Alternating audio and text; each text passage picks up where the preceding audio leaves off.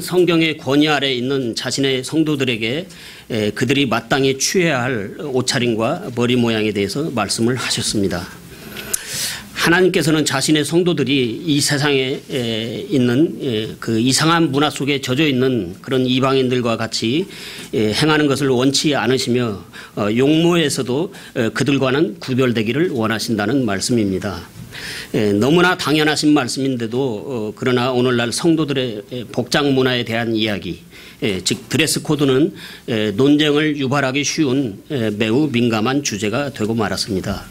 그래서 드레스 코드는 인화성이 강해서 성도들에게 논쟁의 불씨를 일으키기 쉬운 그런 주제 중에 하나입니다. 저는 논쟁을 좋아하지도 않고 또 논쟁을 유발하고 싶지는 않지만 그러나 이에 대한 성도들의 인식에 변화가 필요하다고 생각이 되어서 말씀을 준비하게 되었습니다. 사람들은 일단 한번 확고한 생각을 가지게 되면 그것을 쉽게 바꾸려고 하지 않는 경향이 매우 짙습니다. 이것은 우리에게 장점으로 작용하기도 하고 또 단점으로도 작용하기 때문에 우리는 성경 말씀에 의한 균형 잡힌 사고방식을 갖는 훈련이 필요합니다. 건전하고 균형이 잡힌 사고방식을 가짐으로 사물에 대해서 우리는 바르게 통찰할 수 있는 안목과 판단력이 생기는 것입니다. 그래서 오늘 본문이 되는 신명기 22장 5절의 말씀은 구약시대 이스라엘 백성들에게 하신 말씀이고 고린도전서 11장 14절에서 16절의 말씀은 신약시대 이방인들의 고린도교회 성도들에게 주신 말씀입니다. 이 말씀들에 의하면 하나님께서는 구약시대뿐만이 아니라 신약시대에도 성도들의 복장과 용모에 대하여 지대한 관심을 가지고 계시다는 것을 우리는 알 수 있습니다. 성경은 어떤 주제에 대하여는 매우 높은 광도로 아주 세밀한 부분까지 밝게 비춰주는가 하면 또 어떤 주제에 대해서는 매우 낮은 광도로 그 윤곽만을 흐릿하게 조명해주고 있는 말씀도 있습니다. 그래서 성도들의 복장에 대한 오늘의 말씀이 후자의 경우라고 생각을 하는데요. 말씀의 빛이 좀 더 강하고 광도가 높다면 사물을 비춰보기가 훨씬 쉬울 텐데요. 그러나 성숙한 성도라면 희미한 조명 아래서도 어두운 갱도 안에서 귀중한 말씀의 원석을 채굴하여 밝은 곳으로 드러낼 수가 있을 것입니다. 그러므로 우리는 어떤 현상이나 어떤 사물에 대하여 깊이 통찰할 수 있는 능력을 기르는 훈련을 하는 것이 이런 말씀을 통해서도 가끔은 할 필요가 있다고 생각을 합니다. 그래서 신명기 22장 5절은 하나님께서 이스라엘에게 주신 율법이기 때문에 오직 구약시대의 이스라엘 백성들에게만 국한된 말씀이고 오늘날 은혜 아래에 있는 신약시대의 교회의 성도들과는 상관없으니 지금의 우리들에게는 전혀 무용지물이 되어버린 말씀일까요? 로마서 14장 5절은 이렇게 대답하고 있습니다. 무엇이든지 전에 기록된 것은 우리의 배움을 위하여 기록되었으니 하나님 말씀은 영원한 생명의 말씀이요 시대를 초월하는 진리의 말씀이기에 이 시대를 사는 우리에게도 조명을 해볼 필요가 있습니다. 신명기 22장 5절의 말씀을 우리가 율법으로서 수용을 하자는 것이 아니라 배움을 얻기 위하여 적용을 해보자는 것입니다. 신명기 22장을 보시겠습니다. 자, 1절에서 6절까지 쭉 한번 훑어보시기 바랍니다. 1절에서 6절까지 쭉 훑어보시면은 신명기 22장은 이스라엘이 지켜야 할 그 윤리에 대한 법이 기록되어 있는데요. 1절부터 보면은 짐승에 관한 이야기를 쭉 하다가 갑자기 5절에서 불쑥 사람들의 복장 문화의 문제에 대한 이야기를 하고는 언제 그랬냐는 듯 다시 6절부터는 짐승에 대한 이야기를 하고 있습니다. 성경에는 종종 이런 방식으로 문맥과는 상관없는 이런 말씀들이 중간에 박혀 있는데요. 여기에는 무언가 하나님의 의도하심이 있을 거라는 이야기입니다. 그러면 말씀의 빛에 의지하여 성도들의 복장 문화에 대하여 함께 생각해 보기로 하겠습니다. 그래서 오늘 말씀의 제목은 성도들의 복장 문화입니다. 우리가 교회 생활을 하다 보면 가끔은 성도들이 갖추어야 할 복장에 대해서 말씀을 하게 됩니다. 하나님께 예배를 드리러 올 때만큼은 될 수 있으면 남자들은 정장 차림을 하고 여자들에게는 좀 더 구체적으로 무릎 아래 내려오는 치마를 입고 단정한 차림으로 예배에 임하도록 하는 것을 볼 수 있습니다. 그러나 요즘은 그마저도 한 걸음 물러나서 예배 때 순서를 맡은 사람들에게로만 축소되고 있는 실정입니다. 그런데 드레스 코드는 주로 형제님보다는 자매님들에게 주로 이렇게 강조를 하게 되는데요. 특히 자매님들의 몸매에 곡선을 드러내는 그런 관능적인 옷차림은 좋지 않기 때문에 적어도 하나님께 예배를 드리러 올 때만큼은 자매님들은 미니스커트나 바지를 입지 말고 무릎 아래 내려오는 치마를 입는 것이 좋다는 말씀입니다. 여러분이 일상에서 생활을 하실 때는 어떤 옷차림을 하든지 이미 거기까지는 상관할 여력이 없는 것이 오늘날 교회들의 현실입니다. 예전에 비해서 현대 교회의 영적인 힘은 확연히 줄어들었기 때문입니다. 다시 본문의 말씀을 보면 그때 이스라엘 사람들은 어떠한 복식 문화를 갖고 있었기에 하나님께서 가증하다고 말씀을 하셨는지 그때 이스라엘 사람들의 풍습이나 복식은 현 시대 지금 우리의 풍습이나 복식과는 문화적으로 현저한 차이가 있을 텐데 저는 한편으로는 걱정이 되었지만 그러나 위에 하나님 말씀이 존재하기에 과연 우리는 하나님 보시기에 합당한 복식 문화의 기준을 갖고 있는지 우리 자신을 돌아봐야 한다고 생각이 되었습니다. 신명기 22장의 말씀은 1차적으로는 당대의 이스라엘 백성들에게 주어진 말씀입니다. 물론 우리는 이스라엘 백성이 아니므로 율법의 지배 아래 있지 않으며 또 구약 성경의 많은 부분은 우리에게 직접적으로 해당이 되지 않습니다. 그러나 다시 말씀드리면 우리는 신명기 22장 5절의 말씀에 직접적인 조명에는 노출이 되어 있지 않지만 간접적인 조명에는 노출이 되어 있다는 사실입니다. 우리는 하나님께서 사람들에게 원하시고 요구하시는 것들을 통해서 그분께서 어떤 것은 싫어하시고 어떤 것은 좋아하시는지 그분의 성품을 알 수 있습니다. 하나님의 경륜 안에서 각 시대에 따라서 세상을 경영하시는 하나님의 경영 방침은 달라졌지만 하나님 그분의 성품은 변함이 없으시다는 말씀입니다. 거룩하신 하나님의 본성은 영원히 변하지 않습니다. 여러분은 이러한 하나님의 성품을 무시하고 하나님께 경배하며 그분과 친밀한 교제를 할 수 있다고 생각하십니까? 어떤 분들은 드레스 코드에 대해서 이야기하면 하나님께서는 외모보다는 마음을 더 중요하게 보신다는 말씀을 이용하여 자신의 복장 문제를 정당화하며 고집을 부리는 성도들도 있습니다. 그러나 마태복음 22장을 보면 왕이 아들의 결혼식에 사람들을 초대했는데 초대받은 손님 중에 결혼식 예복을 입지 않고 온 사람을 왕이 밖으로 쫓아내는 것을 볼 수 있습니다. 여러분 기왕이면 여러분의 마음과 단정한 용모 둘 다 하나님께서 원하시는 대로 갖추면 더욱 좋지 않을까요? 성도들이 예배드릴 때의 복장 문화는 우리의 의식적인 태도이며 성도들의 의식과 태도는 하나님을 경배하는 것과 분명히 상관이 있습니다. 성도들에게 단정한 복장으로 예배에 임해 줄 것을 자주 강조하는 교회에서는 그것이 어느 정도 이렇게 지켜지고 있지만 강조하지 않는 교회에서는 잘 지켜지지 않고 있습니다. 교회는 최소한으로 예배 드릴 때만이라도 단정한 복장을 갖출 것을 요구하지만 그러나 하나님께서는 성도들이 예배 시간뿐만이 아니라 생활할 때도 내적으로나 외적으로도 구별된 생활을 하는 것을 원하고 계십니다.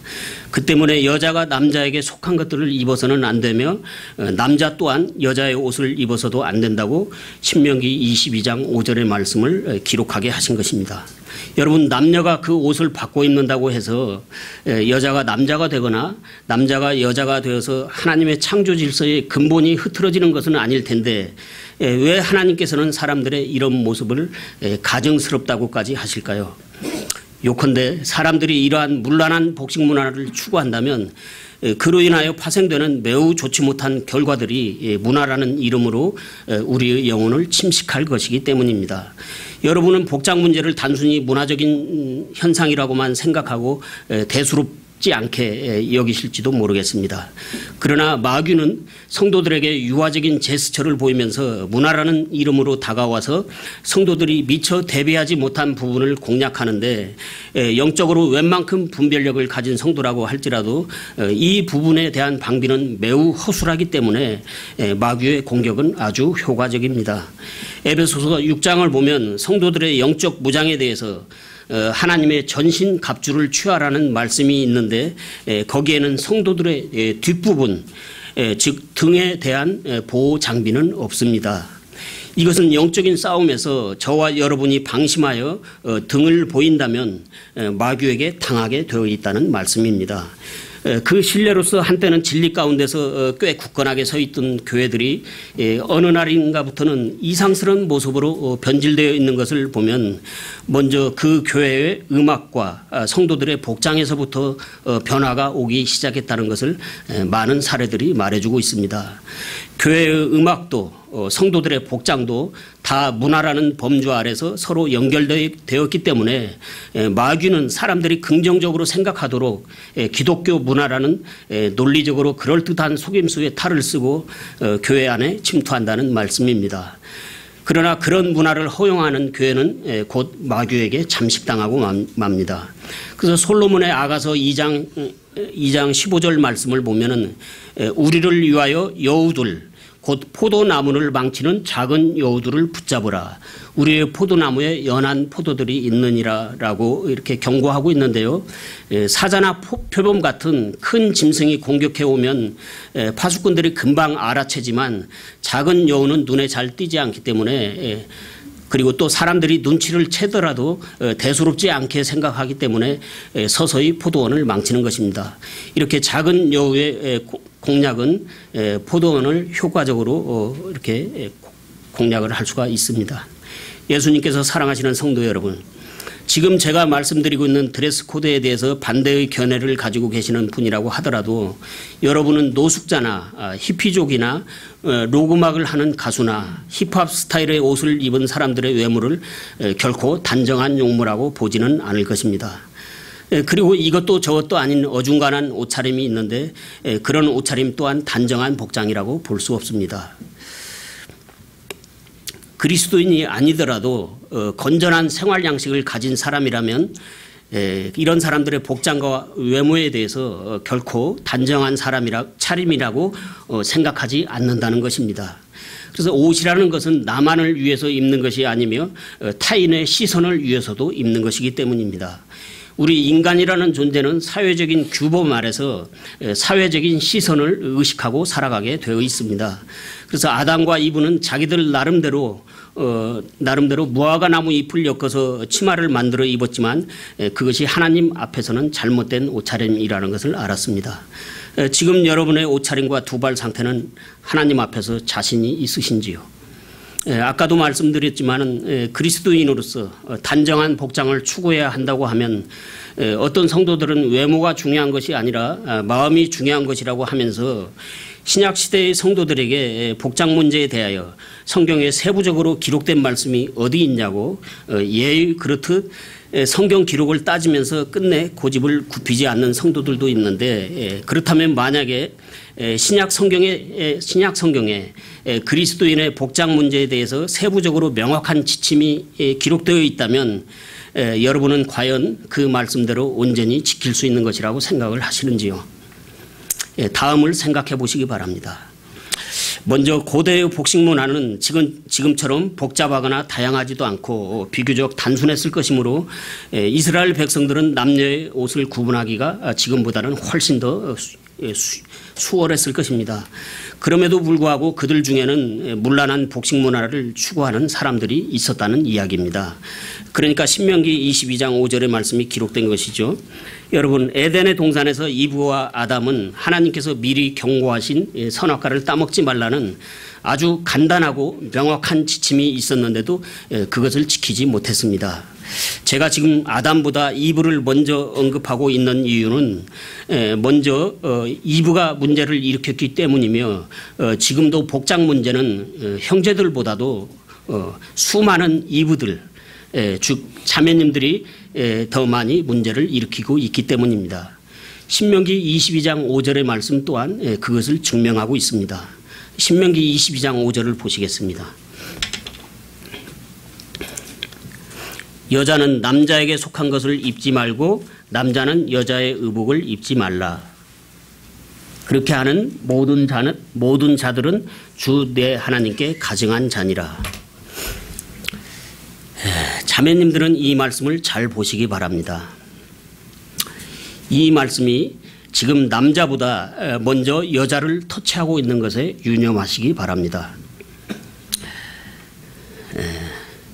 더불어서 여자에게는 남자의 옷만이 아니라 남자에게 속한 것이라고 아예 차단을 하고 있는 것을 보시기 바랍니다. 남자에게는 그냥 한 가지 여자의 의복만을 입지 말라고 한 것과는 차이가 있지 않습니까?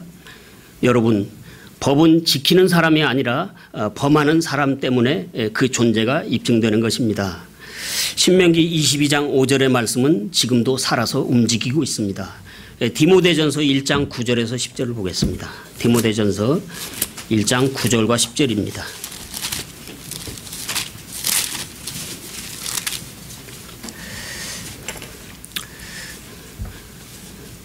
에, 9절 초반부와 10절 후반부를 주목하시면 되겠습니다. 이것을 알라. 곧 율법은 의로운 사람으로 인해 만들어지지 아니하고 오직 법을 무시하는 자와 불순종하는 자와 경건치 아니한 자와 죄인과 거룩하지 아니한 자와 속된 자와 아버지를 죽이는 자와 어머니를 죽이는 자와 사람을 죽이는 자와 음행을 일삼는 자와 남자와 더불어 자기를 더럽히는 자와 사람을 납치하는 자와 거짓말하는 자와 위증하는 자와 그 밖에 무엇이든지 건전한 교례에 역행하는 것으로 인해 만들어졌느니라. 물론 자매님들에게만 문제가 있고 형제들에게는 전혀 문제가 없다는 것은 아닙니다.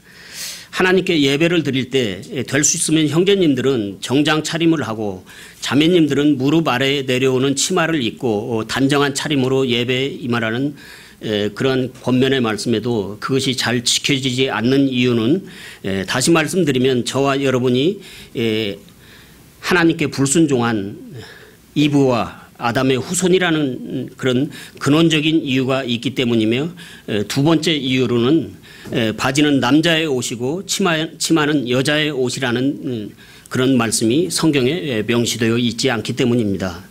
그 점에 대해서는 우리가 명확한 규정을 내리지 못하고 있는 것도 사실입니다. 그러나 이 두 번째 이유는 순종하기 싫은 사람들의 핑계거리에 불과합니다. 제가 여러분에게 말씀드리고자 하는 논점은 그러면 하나님께서는 우리가 드레스 코드로 인하여 혼란과 논쟁에 빠질 것을 전혀 모르시고 이렇게 애매한 지침을 주셨다는 말씀인가요? 하나님은 혼란의 창시자가 아니지 않습니까?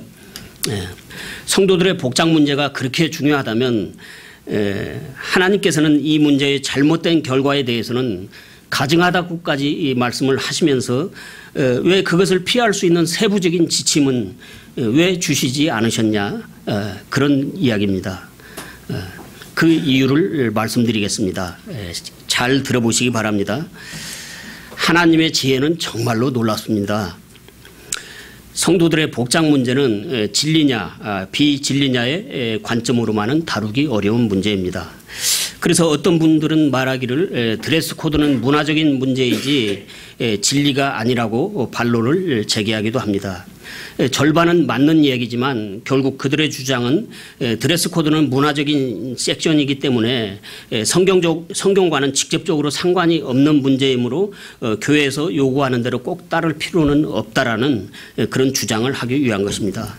그러나 오늘 본문의 말씀은 성도들의 복장 문화에 대하여 우리가 깊이 숙고할 수 있도록 매우 중요한 원리를 제공해 주고 있습니다. 하나님께서는 저와 여러분의 생각보다 훨씬 앞서가시는 분이십니다. 여러분, 이 점을 한번 깊이 생각해 보시기 바랍니다. 지금 제 설명을 좀 잘 들으셔야 합니다. 인류의 복식 문화가 참으로 다양한 양상으로 발전하게 될 것을 미리 아시는 하나님께서는 성도들의 복장 문제에 대하여 세부적으로 지침을 주실 필요가 없으셨습니다. 하나님께서는 인류 문화의 변천에 맞추어서 성경을 기록할 필요가 없기 때문입니다.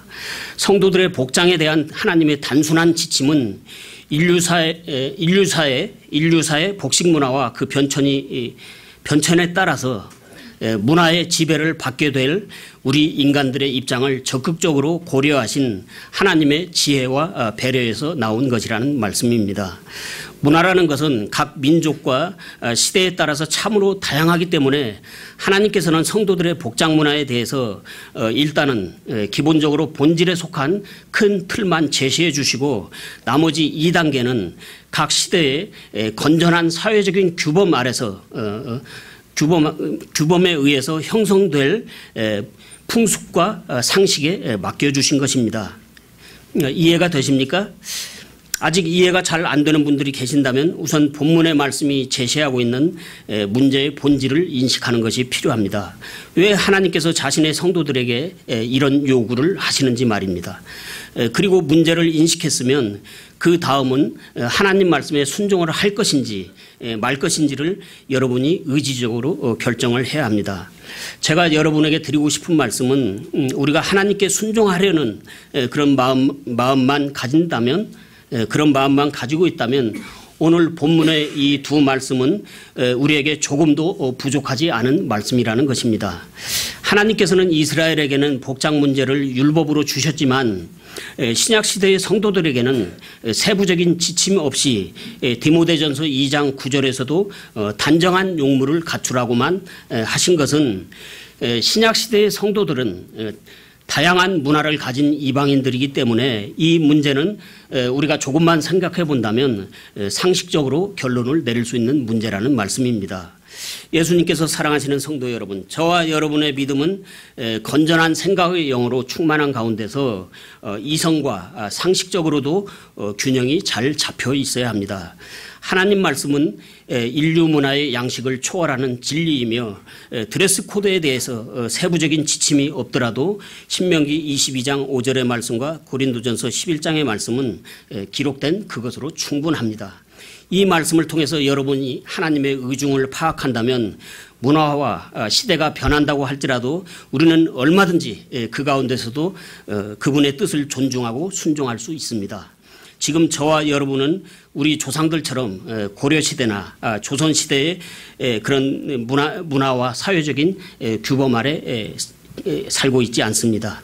하나님께서는 각 시대의 문화적인 양상과 각 시대의 사회적인 규범에 따라서 지배를 받게 될 우리들의 입장을 적극 고려해서 성도들의 복장 문제를 큰 틀만 제시해 주시고 나머지는 저와 여러분의 사회적인 풍습과 상식에 자율적으로 맡겨놓으셨기 때문입니다.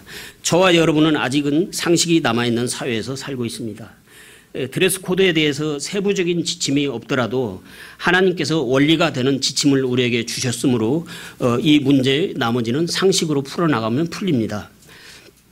만약에 어떤 사람이 몰상식한 매너와 모습으로 여러분에게 다가온다면 여러분은 그 사람을 피하거나 매우 경계하게 될 것입니다. 사람들은 이런 비상식적인 사람에 대해서 호감을 갖지 않습니다.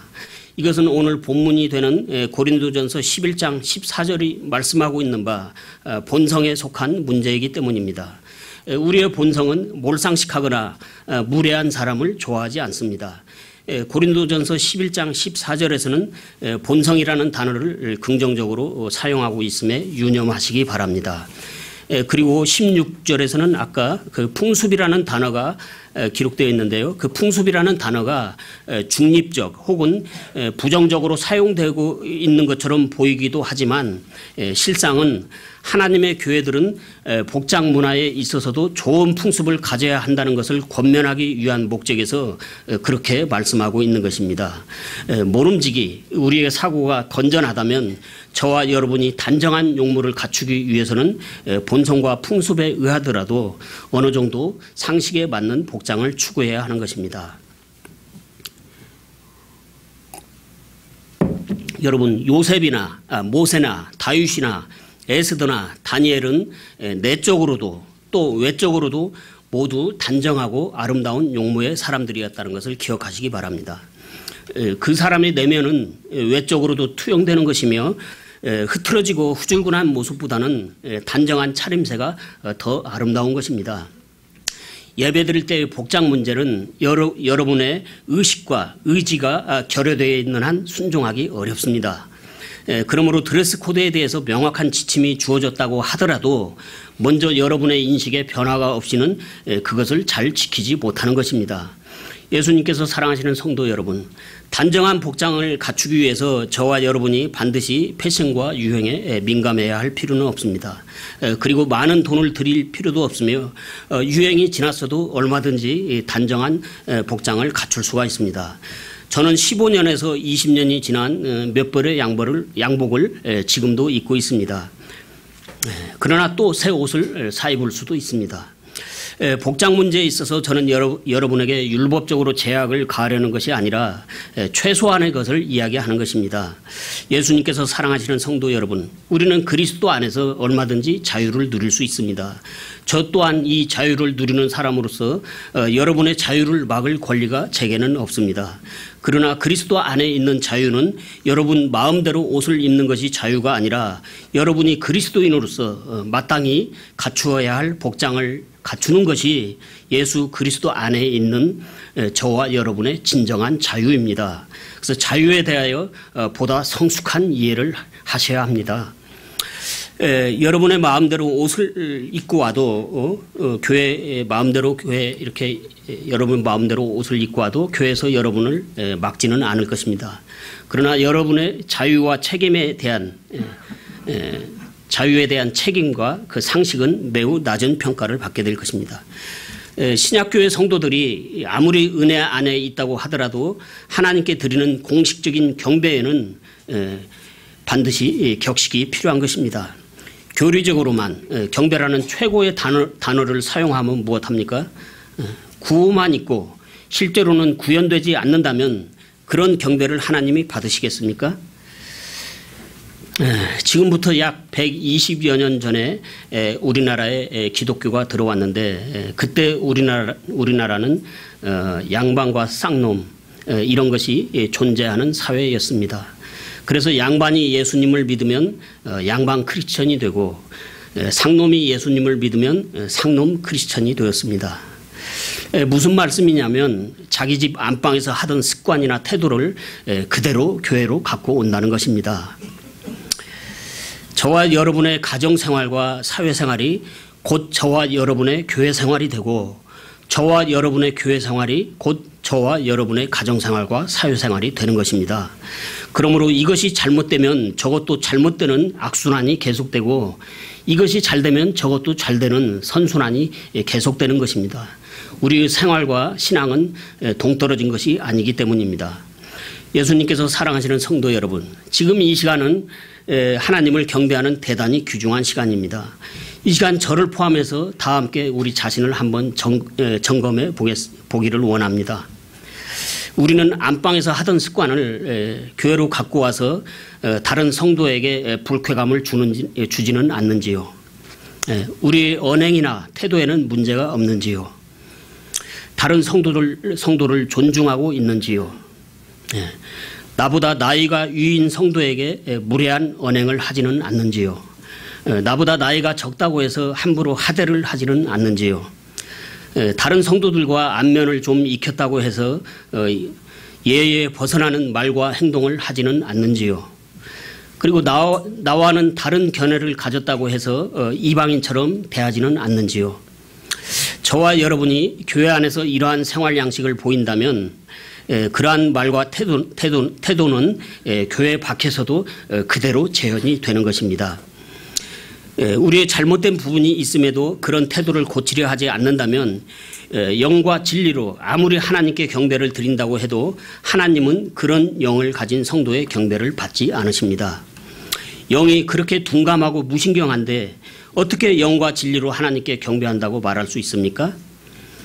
영과 진리로 경배한다는 성경 구절을 알고 있다고 해서 내가 그 말씀대로 실행하고 있다고 착각하면 안 됩니다. 성도들끼리 반갑게 인사하는 것, 친절하고 상냥하게 대하는 것, 서로 사랑 가운데서 교제하는 것, 모두가 하나님을 경배하는 것과 깊은 연관이 있습니다. 마태복음 5장 23절과 24절을 보겠습니다. 마태복음 5장 23절과 24절입니다. 23절에서 23절과 24절 두 구절을 읽겠습니다. 그러므로 내가 네 예물을 제단으로 가져오다가 너를 대적할 어떤 일이 내 형제에게 있음을 거기서 기억하거든 내 예물을 거기에 제단 앞에 두고 내 길로 가서 맨 먼저 내 형제와 화해하고 그 뒤에 와서 내 예물을 드리라.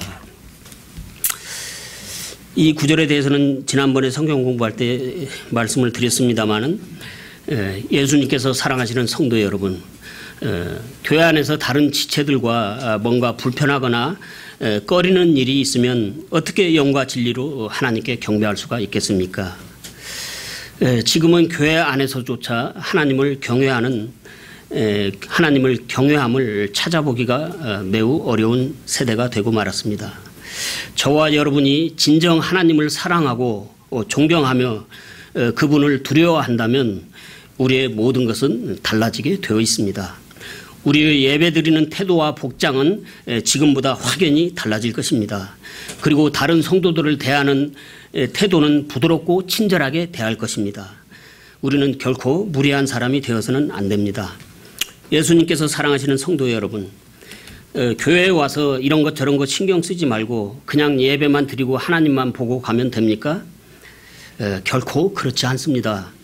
만약에 그렇게 생각하신다면 세월이 흘러도 우리의 인격과 성품에는 더 이상 아무런 변화도 일어나지 않을 것입니다.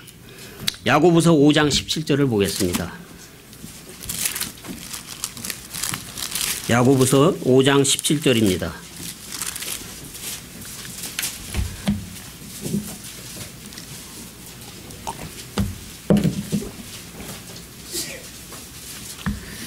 아니 이게 아닌 것.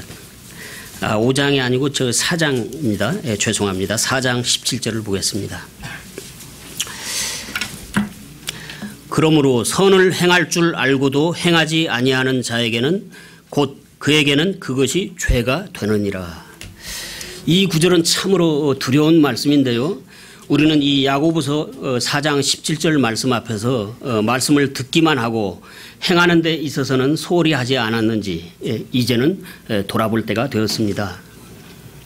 여러분은 이 강단에서 선포되는 하나님 말씀을 하나님 말씀으로 지금 듣고 계십니까? 하나님 말씀을 여러분의 성경 지식으로 가볍게 여기고 있지는 않습니까? 강단에서 선포되는 말씀과 여러분이 알고 있는 성경 지식과는 다른 것입니다. 하나님께서는 똑똑하고 재능이 있는 성도들을 쓰시는 것이 아니라 재능이 좀 부족해도 교회에 세우신 권위와 질서에 순종할 줄 아는 겸손하고 온유한 성도를 쓰십니다. 재능이 뛰어난 사람은 사람에게는 쓰임받을 수가 있습니다. 그러나 하나님께는 쓰임받지 못할 수가 있음을 알아야 합니다. 눈에 보이는 인간의 권위와 질서에 순종할 줄 모르는 사람은 눈에 보이는 하나님께 절대로 순종할 수 없습니다. 하나님께서 쓰시기에 좋은 성도는 말씀을 알기만 하는 성도가 아니라 말씀에 자신을 완전히 낮추고 순종하는 겸손한 성도입니다. 다윗은 사울의 그 권위에 대해서 그와 같이 자신을 낮춤으로 우리에게 순종의 좋은 본을 보여주셨습니다. 다시 복장 문제로 돌아가겠습니다. 성도들의 단정한 복장 문화, 이것은 우리의 인식에 변화가 있기 전에는 이루어가기 어려운 문제입니다. 아까도 잠깐 언급을 했었는데요. 성도들이 교제 중에 복장 문제를 주제로 삼게 될 때가 있습니다. 그러면 성도들끼리 서로 상반되는 의견이 항상 있습니다. 그래서 격식을 갖춰야 한다는 의견에 반대 의견을 가진 성도들은 하나님께서는 사람의 외모보다는 마음을 더 중요하게 보신다는 말씀을 인용하여 반박을 하시는데요. 여러분은 어떠하신지 모르겠습니다. 사무엘상 16장을 보시겠습니다. 사무엘상 16장 7절을 보겠습니다.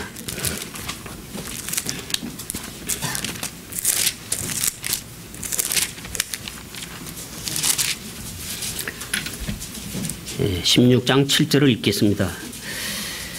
주께서 사무엘에게 이르시되 그의 용모나 키의 크기를 보지 말라. 내가 이미 그를 버렸노라. 주는 사람이 보는 것처럼 보지 아니하나니 사람은 겉모습을 보나 주는 마음을 보느니라. 이 말씀을 잘 이해를 해야 되는데요. 여러분, 이 구절이 지금 성도들의 복장 문제를 이야기하고 있는 구절이라고 생각하십니까? 이 구절은 성도들이 단정한 복장을 갖추지 않아도 된다는 그런 말씀이 아닙니다. 이 구절은 사람의 외적인 조건이나 능력, 배경 등을 의지하지 말라는 그런 의미의 말씀인 것입니다. 사람의 외적인 조건을 의지하다 보면 어느덧 하나님을 멀리하게 되기 때문입니다. 그러므로 외모보다 마음이 더 중요한 것이라고 하면서 이 구절을 인용해서 단정치 못한 복장으로 예배에 참여해서는 안 됩니다. 만약에 그런 분이 계신다면 제가 질문을 드리고 싶습니다. 여러분이 중요하게 생각하는 그 마음, 여러분의 그 마음은 하나님 앞에서 정말 자신이 있습니까? 여러분, 지금 여러분의 옷차림은 개인적이며 사적인 동기에서 비롯된 것입니다. 다시 말씀드립니다. 지금 여러분의 옷차림은 여러분이 갖고 있는 개인적인 동기에서 형성이 되었다는 말씀입니다. 여러분의 그 동기가 어디에서부터 비롯되었는지 깊이 성찰해 보시기 바랍니다. 외모보다 마음이 더 중요하다고 생각하시는 분들에게 저도 마음이 더 중요하다는 것을 말씀드리겠습니다. 예수님께서 사랑하시는 성도 여러분, 단정한 복장은 그 사람의 마음으로부터 시작되는 것입니다. 마찬가지로 단정하지 않은 복장도 그 사람의 마음으로부터 시작되는 것입니다. 여러분의 옷차림은 여러분의 마음가짐과 분명히 상관이 있습니다. 우리의 마음은 모든 경우에 하나님 말씀의 지배 아래 있지 않으면 안 됩니다. 우리는 형식과 태도를 그다지 중요하지 않게 생각하는 경향이 있는데 여러분, 형식은 아무 쓸모없는 껍데기가 아닙니다. 껍데기가 튼튼하지 않으면 내용물에 문제가 생기기 때문에 껍데기도 굉장히 중요합니다. 그래서 견고한 형식일수록 내용을 더 가치 있고 충실한 것으로 보강을 해주는 것입니다. 그래서 모쪼록 우리의 믿음은 안팎으로도 고르게 균형이 잡혀 있어야 합니다. 그러나 오늘날의 교회는 성도들의 저항에 부딪혀서 마땅히 가르쳐야 할 것들을 잘 가르치지 못하고 있습니다. 세상의 풍조에 교회가 밀리고 있는 안타까운 현실입니다. 예수님께서 사랑하시는 성도 여러분, 상식적인 선에서 말씀을 드리겠습니다. 우리는 현재 이 시대에 살고 있습니다. 여기 계시는 분 중에 스마트폰이나 휴대폰을 안 쓰고 있는 분이 계십니까? 각 시대를 살아가는 사람들은 당대 문화의 지배를 받고 살아가게 되어 있습니다. 여러분은 취직하기 위하여 면접을 볼 때나 결혼식장에 가실 때나 그 밖에 격식을 갖추어야 할 자리에 갈 때 아무렇게나 하고 가지는 않을 것입니다. 하물며 하나님께 예배드릴 때이겠습니까? 복장 문제는 굳이 성경이 말씀하지 않더라도 상식 사회가 요구하는 사회적인 통념에 따른 관습적인 규범입니다. 상식에 따라야 할 문제는 저와 여러분도 상식에 따라야 합니다. 그것이 싫다면 우리는 세상 밖으로 나가야 할 것입니다. 예수님께서 사랑하시는 성도 여러분, 인류사의 복식 문화와 그 변천이 어떠하든지 다른 나라 사람들의 복식 문화가 어떠하든지 상관없이 현 시대 지금 저와 여러분의 복식 문화가 하나님 보시기에 합당한지가 과연 그것이 중요한 것입니다. 시편 31편 15절을 보면 다윗은 내 때가 주의 손에 있다고 말씀하고 있는데요. 때를 다른 말로 말하면 시대라고 할 수 있습니다. 시대를 주관하시는 분은 하나님이십니다. 저와 여러분은 옛 문화가 주도하지 않는 현 시대를 살고 있습니다. 그래서 각 시대의 사람은 당대의 문화로서 하나님께 판단을 받게 되는 것입니다. 따라서 현 시대를 살아가는 성도들은 현 시대의 문화 앞에서 남자의 옷과 여자의 옷을 구분하되 건전한 사회적인 통념이 허용하는 범위 안에서 단정한 복장을 추구해야 할 것이며 보기에도 민망하고 좋지 않은 이상스러운 옷차림은 경계하여야 할 것입니다. 예배드릴 때의 복장 문제는 성도들이 결코 준행하기 어려운 것이 아닙니다. 이것은 그렇게 큰 일도 아니며 성도들이 갖추어야 할 기본적인 사항에 불과한 것입니다. 여기에 높아심에서 한 가지를 덧붙여서 말씀드리면 남자가 정장 차림을 하고 또 여자가 긴 머리를 하고 긴 치마를 입었는데도 결코 단정한 복장이라고는 할 수 없는 그런 이상한 차림새도 있는데 주의해야 합니다. 지금 제가 말씀드리고 있는 이야기의 논점은 디자인과 스타일에 따라서 단정치 않은 머리 모양이나 옷차림은 피해야 한다는 말씀입니다. 요컨대 단정하게 보이는 것이 중요합니다. 의복이라는 것은 나만을 위해서 입는 것이 아니며 다른 사람의 시선을 위해서도 입어야 하는 것이기 때문입니다.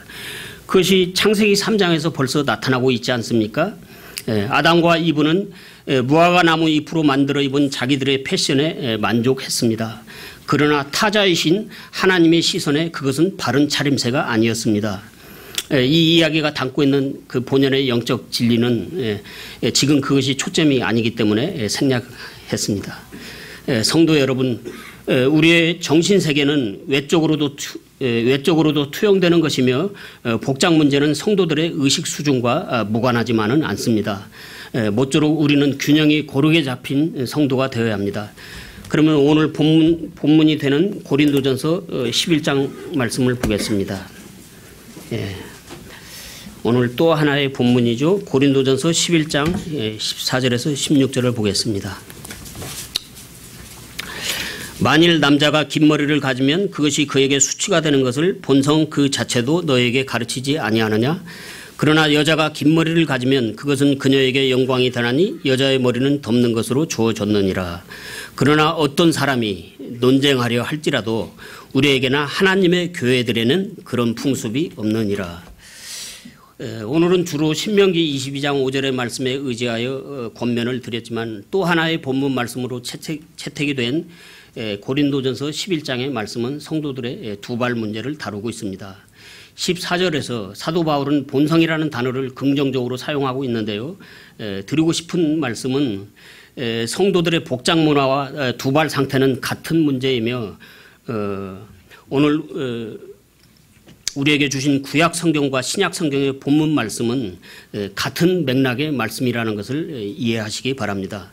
여러분, 우리가 외출을 하거나 하나님의 집에서 예배를 드릴 때 두발과 복장 문제는 따로 떼어놓을 수 없는 하나이며 성경은 우리에게 단정한 용무를 갖출 것을 요구하고 있다는 말씀입니다. 그러므로 고린도전서 11장 16절 말씀이 결론을 내리고 있는 것처럼 성도들의 드레스 코드에 대해서 우리는 서로 논쟁할 필요가 없습니다. 미성숙한 성도들은 논쟁에 곧잘 휘말리곤 하는데 그러나 여러분이 성숙한 성도라면 복장 문제로 더 이상 논쟁하는 것을 원치 않으실 것입니다. 고린도전서 11장 16절 말씀이 논쟁을 금하고 있기 때문입니다. 성도들의 두발과 복장 문화는 논쟁의 여지 없이 본성과 상식에 속하는 문제입니다. 저와 여러분이 좀 더 신경을 쓴다면 우리의 본성과 상식은 단정한 차림새와 단정하지 못한 차림새가 무엇인지를 구별할 수 있습니다. 16절 말씀의 후반부에서는 성도들이 갖추어야 할 단정한 용모를 다시 한번 상기시키면서 하나님의 교회에서 좋지 않은 문화와 나쁜 풍습은 버려야 한다는 것을 말씀하고 있습니다. 우리에게나 하나님의 교회들에는 그런 풍습이 없느니라. 하나님께 속한 하나님의 교회들은 마땅히 단정한 복장 문화에 좋은 풍습을 가져야 합니다. 성도들이 갖추어야 할 복장 문화에 있어서 본성, 상식, 풍습 이 세 단어를 기억하시기 바랍니다. 은혜가 풍성하신 하나님께서는 자신의 성도들에게 진리만 주신 것이 아니라 그 진리 안에서 정죄된 건전한 본성과 건전한 사고를 바탕으로 한 상식과 좋은 풍습도 허락해 주신 것입니다. 그동안 여러분은 신명기 22장 5절의 말씀과 고린도전서 11장 14절에서 16절의 말씀을 어떻게 생각하고 계셨습니까? 노자의 도덕경에 하늘의 그물은 크고 성그러도 삿된 자가 빠져나갈 구멍이 없다라는 그런 말이 있는데 오늘 본문의 말씀이 바로 그러합니다. 성도들의 복장 문화에 대하여 신명기 22장 5절의 말씀과 고린도전서 11장 14절에서 16절의 말씀은 세부적인 지침이 없더라도 기록된 내용만으로 충분합니다. 저와 여러분이 건전한 생각의 영으로 하나님을 사랑하고 그분께 순종하기를 원한다면 오늘 본문의 말씀은 우리의 드레스 코드에 있어서 아무 부족함 없는 훌륭한 가이드가 되는 말씀입니다. 모름지기 성도라면 예의와 매너를 갖출 줄 알아야 합니다. 우리 논쟁이나 풍습, 문화보다도 훨씬 앞서가시는 지혜로우신 우리 하나님을 찬양합니다. 성경에서 예수 그리스도를 대표하고 있는 인물인 다윗에 대한 말씀을 한 구절 찾아보고 마치겠습니다. 다 함께 사무엘상 16장 18절을 보겠습니다.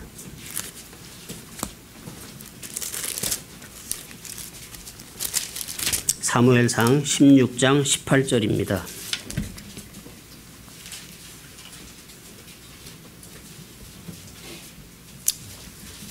다 찾으셨으면 우리 한 목소리로 한번 읽을까요? 속도를 맞춰서 읽겠습니다.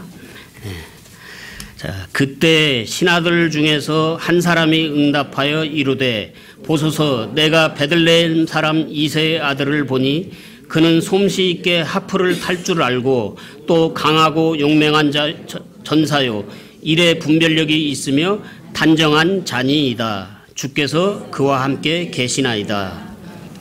아멘. 387장